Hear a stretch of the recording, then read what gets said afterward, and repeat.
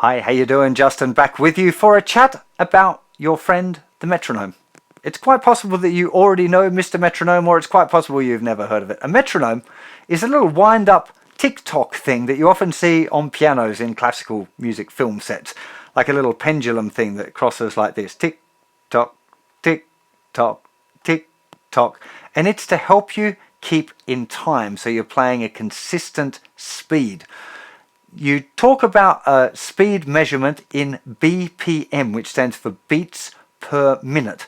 So when you're practicing strumming, or you're practicing scales or chord changes or lots of other things, you could use a BPM and use a metronome to help you keep track of what tempo you can do things at. Particularly for things like strumming can be really helpful, because you'll find if you play on your own that you're maybe not as consistent with the time as you should be. And timing, as I've talked about a few times already, is a real key thing in music. Rhythm is the thing that people feel in the music.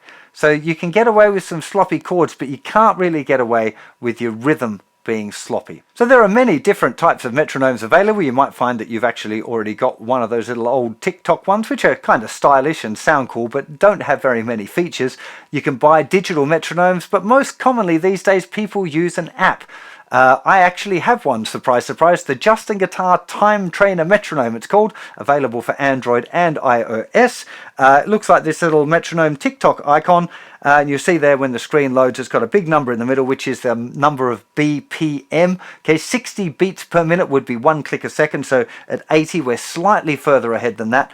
As I mentioned, this has got a lot of features that will be handy later in your guitar journey, but for now, all we want to do is just to be able to strum, down strum with the click of the metronome. That's it.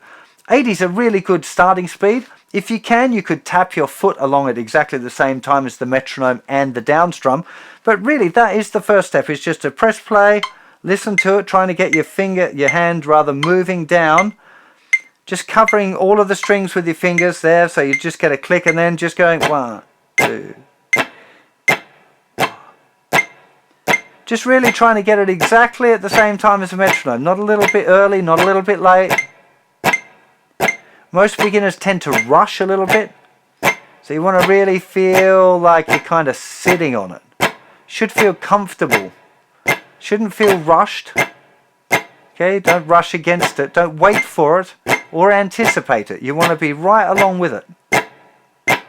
Now, this might seem like a real simple exercise, but this idea of just playing real simple things along with the metronome is the kind of exercise that you might be doing for the whole time you play guitar. I still do it.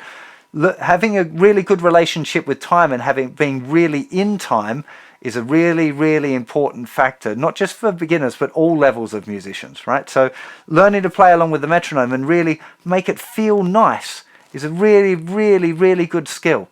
Now, you're going to use it particularly when you're playing any strumming patterns. It's a really good idea to practice along with the metronome as well. You don't have to at this stage, but you want to be at least thinking about it or having a bit of a go every now and again at playing with a metronome. It really is a big deal. It's the kind of thing that separates people a bit. The guys that have played with a metronome and really worked on their timekeeping are generally a lot better than those who haven't. And this kind of real focused energy where you're just doing a down strum, it'll seem real simple at first. Like you'd be doing it going like, yeah, I can do this. What's he talking about? This isn't hard. But the more you do it, the more you kind of realize the subtle things and the more extra effort that you'll find that you can put into it. As I said, for today and the next couple of weeks, it'll be mostly used for strumming along with a strumming pattern. Okay, so it's a really, really valuable part of it. But just as a little exercise for yourself, grab yourself a metronome app. JustinGuitar one is, of course, the best one, but there are many available. And just have a little go. It's not part of your practice schedule playing along with the metronome other than in the strumming section, but just have a little go and see how you are at strumming along. Is it easy? Is it hard? If you find it really hard, it might be the kind of thing that you might want to add on to your practice as well.